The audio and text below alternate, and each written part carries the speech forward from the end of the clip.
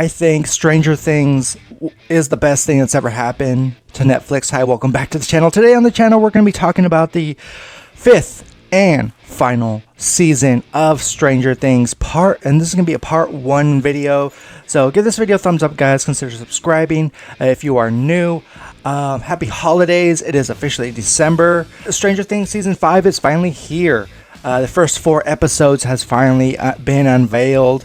Millions of people have watched it on Netflix, I myself included. Set in 1987, we're back with our group of teenagers. Hawkins, Indiana is under military control. The whole town is quarantined. No one is allowed to go in and out. It's got a dark tone to it this time around. Essentially, the genie's been let out of the bottle. If you've been a longtime fan of this show, the Upside Down has been ripped open, and anything and everything can get out at any time, essentially, and that's terrifying. If you're familiar with the Upside Down within the show, there's demigorgons, these creatures that essentially will attack and kill you on sight. The main characters are totally aware of the situation, and what they want to do is they want to find a way inside this Upside Down world and take down a big baddie, Thanos-like villain named Vecna. Now, he is the center of attention in this final season. He has dug his claws into Will, the centerpiece, the chess piece that makes this whole thing tick.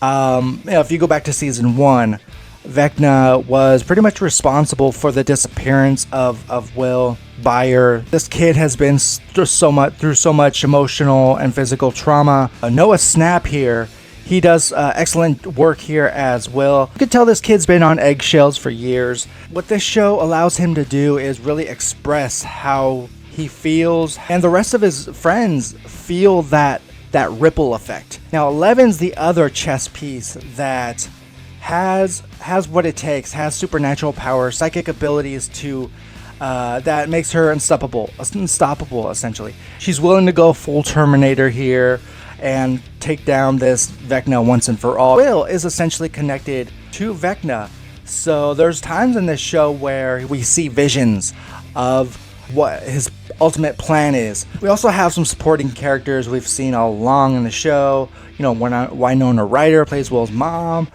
David Harbour plays Hop. I feel like there was growth in a lot of characters, but not necessarily in a good way. They have struggled. You know, especially on David Harbour's character, Hopper, it has taken a toll on him.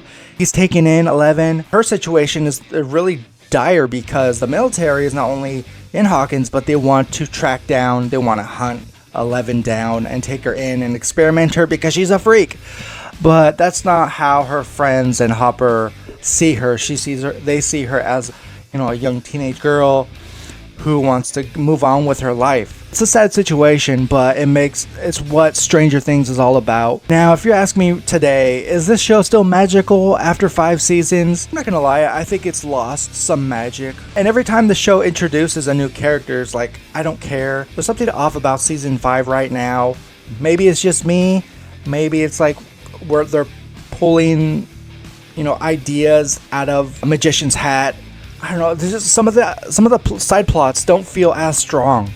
For instance, Maya Hawke, she's been a side character in this for, you know, a few seasons now, and I feel like she's gotten a lot of screen time here. I don't feel like it's necessary. I think it's just filler. She's a radio DJ with Steve Harrington, played by Joe Keery. He's a cool character. He always has been since season 1.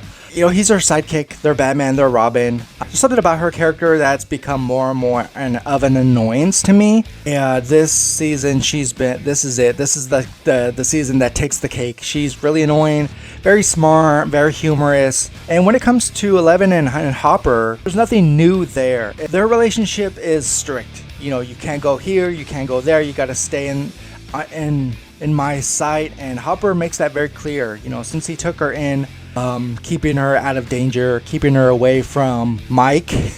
But she loves Mike. Eleven loves Mike. You know, he's the one that took her in. Him and his friends took her in season 1.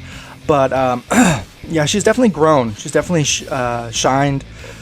the most very interesting character. Yeah, the dynamic between her and Hopper, it hasn't really grown. It's very just one note. And, you know, the show made that very clear the past few seasons. But like I said, everyone's struggling in this show. Winona Ryder, she's been Will's mom since season 1. You could feel that emotional weight as a mother on this show. She does a good job here. I think this season's given her the most to do. And this season's really given her that screen time that she's deserved. From these 4 episodes alone, this show really gives a lot of time to the plots, the side characters. I don't know how I feel about that. I feel like that's not necessarily what I wanted from this season. I'm sure the next 4 episodes will make up for it. I don't know, fingers crossed. I don't want to get my hopes up at the same time. But this season has been okay so far, not necessarily good. I think all the best moments and seasons are behind us. Guys, let me know in the comments below. Have you seen Stranger Things Season 5? The first 4 episodes are now available for streaming on Netflix. Guys, look out for more content very soon, guys. Take care. Folks, if you like this video, go ahead and hit that subscribe button. It really helps out in the long run. Dark Room Reviews, it's the place you should be subscribed to.